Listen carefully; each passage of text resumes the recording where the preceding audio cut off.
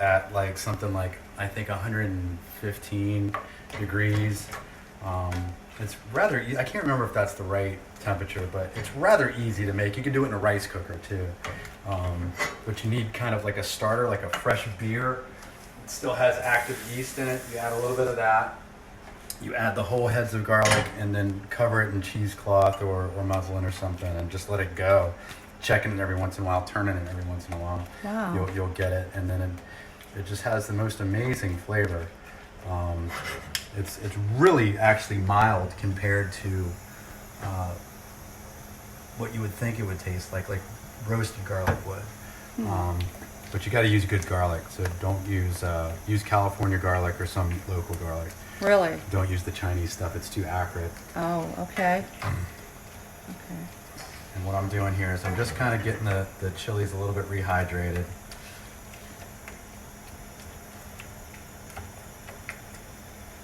And next step, we're going to puree it. So this probably take about 5 minutes. We'll Okay. pause there. All right. Go ahead. All right. So we're going to go ahead and puree this. We've let it cook for about, I don't know, 5-10 minutes maybe. And then we're just going to puree everything in here for our red chili sauce. Blender works too. You just want to make sure that your chilies are hydrated enough where they're gonna want to break down.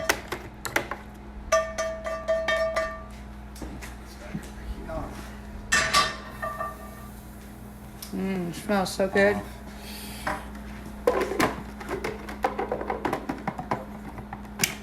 That looks this way, right? Yeah. There we go.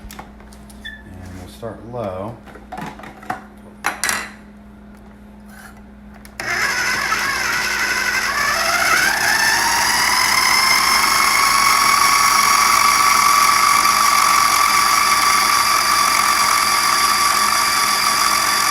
Maybe we'll just let that go for a little bit. It feels like maybe we got to hump the stem.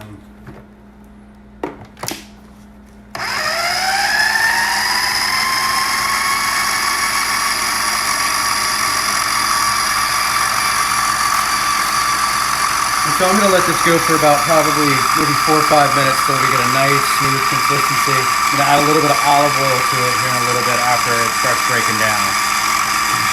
Okay, so what we have here is a finished chili sauce. I added a little bit of olive oil to it. This is about the consistency that I like. It'll thicken up a bit once it cools, but this is about where we want it. And I added a little bit of water, and that pureed for a while. So, and you want to make sure all the chunks are out, all the chilies have been broken down, and that's ready to go. This will keep probably like this covered in a refrigerator after it's cooled, probably for about a week. But if you don't use it within a week, it's not like a hot sauce. It will start to turn on you and start to ferment, so you can freeze it, and it freezes perfectly. If you put them in ice cube trays, that works excellent, or freezer bag works well too. Oh, good information. So next up, we're going to do a pumpkin seed pesto. This one doesn't have any cheese in it. It's real basic. It's more of almost like a salsa, but pesto is fine to call it that. So I'm going to start by adding toasted pumpkin seeds. These are salted, which is fine. We're going to put them in there. And I'm going to start with just kind of getting those chopped up.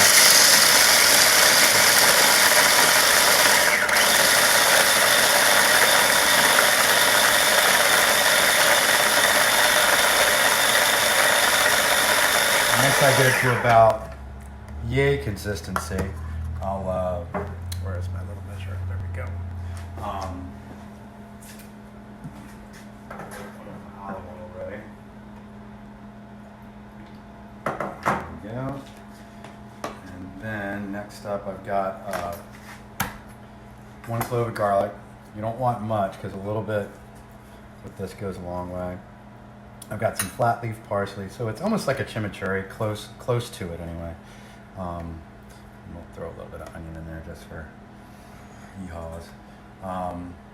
We have, normally we use fresh cilantro, but it was hard to come by, so we're using some cilantro paste, which is actually surprisingly good. So we got that, juice of a lime, about half of one.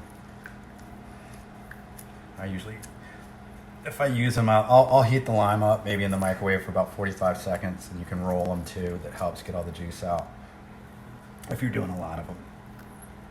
But we're just using elbow grease on this one. Heating in the microwave, that's a good, I forgot about that. I always roll it, but heating microwave, that's great. I'll Yeah. just add a little bit of olive oil to start. Yeah, my mom taught me the microwave trick. That's great. Okay. And I always like to add my liquid ingredients little by little because you can't unadd it. You're not trying to make soup. That's true.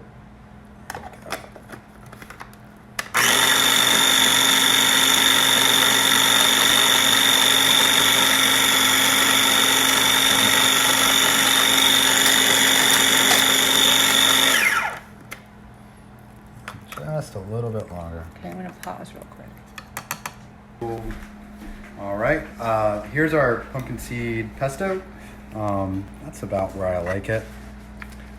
This is not a traditional pesto, both of which can be adjusted texture-wise with the amount of olive oil that you put in there. This one is intended to be a little bit looser. It's more of a sauce, and that one's done. So moving on, we're going to start with our duck breast. We got two, looks like Peking white duck breast here, probably maple leaf. I like the fat on there, the skin, so I'll leave that and I'll trim it later. And what I like to do is just kind of check to see if there's any connective tissue, which I'm fine with what's on there. You can trim that off if you'd like. But what I like to do is just make about 1/8 of an inch scores all the way across. And that helps. This is going to help with the crispiness, and this is going to help render out a lot of that fat that's in that skin. You don't want to really cut into the breast itself, just enough to kind of, about 1/8 of an inch, maybe a little less. Just drag your knife, and you need a sharp knife. You can't do it with the dull Is knife. my knife not sharp? No, it's perfect. Okay. Which is nice. And you can do bigger score marks, smaller ones, but these are the ones I like to do for this particular purpose. So what I have here is this is a little bit of ancho chili powder and some fancy coffee that they have over here.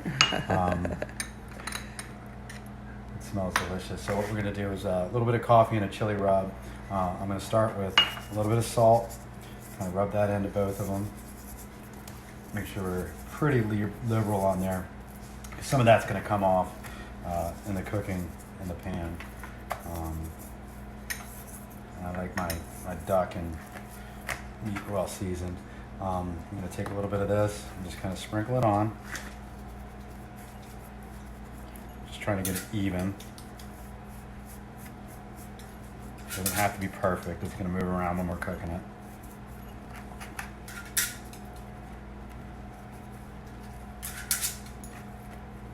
On both sides.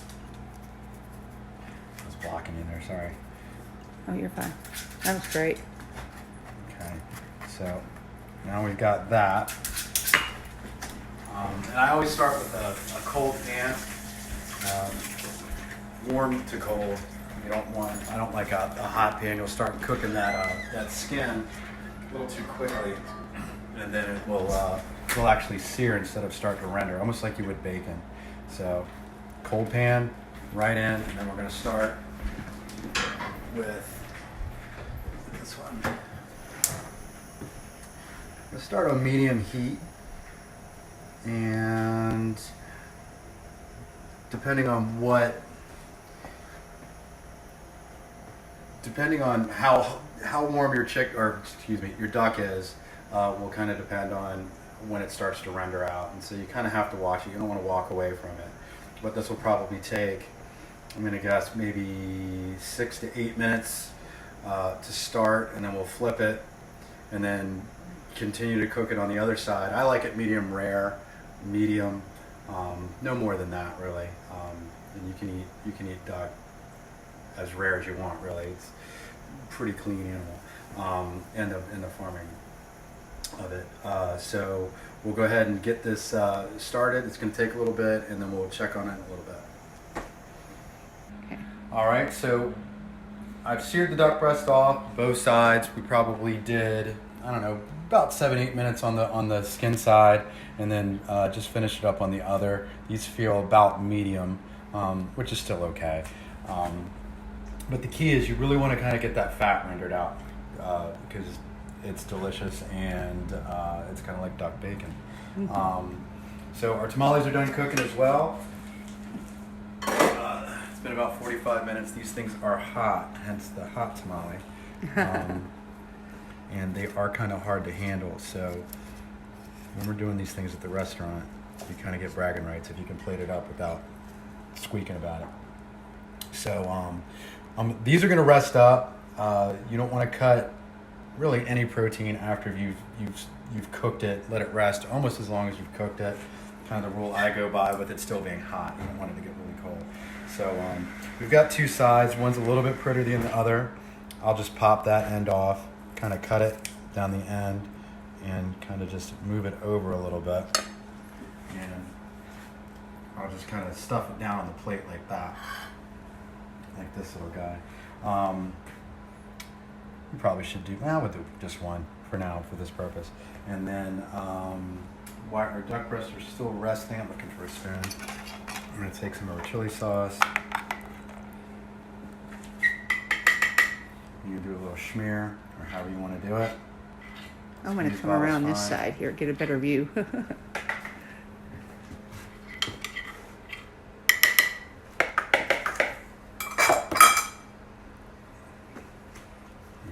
can clean that up a little bit. And then we'll save this for our duck when we plate it. Oh, that looks beautiful.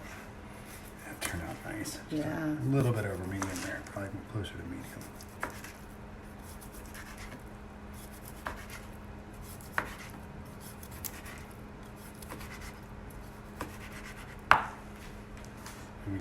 And it's rested up nicely, but you're going to have some juices coming out. So we'll take a little bit of that duck breast, just like so, fanned out. And using up all these spoons. Oh, that's fine. I'm going to take a little bit of this pumpkin seed pesto, kind of do a little bit right there. And we've got Parmesan, but like any harder Mexican cheese like cojita or like even a hard queso fresco would work. We're just going to grate some of this on top with a microplane.